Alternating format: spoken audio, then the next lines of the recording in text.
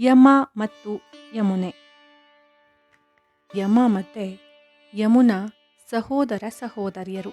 ಆದಾಗ್ಯೂ ಯಮ ತನ್ನ ಸಹೋದರಿಯನ್ನು 12 ವರ್ಷಗಳಿಂದ ನೋಡಿರಲ್ಲ. ಯಮುನೆಗೆ ಈ ಬಗ್ಗೆ ಬೇಸರ ಇರತ್ತೆ. ಸಹೋದರನನ್ನು ಭೇಟಿ ಮಾಡಬೇಕು ಅನ್ನೋ ಆಸೆ ಇರತ್ತೆ. ತಾಯಿ ಗಂಗೆಯನ್ನು ಭೇಟಿ ಮಾಡಿ ತನ್ನ ಮನಸ್ಸಿನ ಬೇಡಿಕೆಯನ್ನು ಹೇಳಿಕೊಳ್ತಾಳೆ. ಆಗ ಗಂಗೆ ಸಹಾಯಕ್ಕೆ ಬರ್ತಾಳೆ. ಯಮನ ಜೊತೆ ಮಾತನಾಡುವಂತಹ ಗಂಗೆ ನಿನ್ನ ಸಹೋದರಿಯನ್ನು ಭೇಟಿಯಾಗು ಅಂತ ಸಲಹೆಯನ್ನು ನೀಡ್ತಾಳೆ.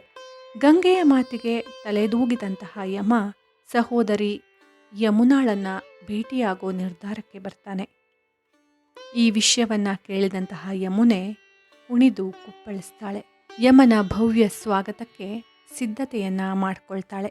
ಬಗೆ ಬಗೆಯ ಖಾದ್ಯಗಳು, ಸಿಹಿ ತಿಂಡಿಗಳ ಭೋಜನವನ್ನು ರೆಡಿ ಮಾಡ್ತಾಳೆ.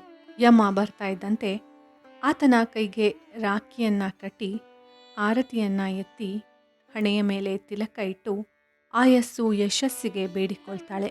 ಯಮುನೆಯ ಪ್ರೀತಿಗೆ ಸಾವಿನ ರಾಜ ಯಮ ಕರಗಿ ಹೋಗ್ತಾನೆ.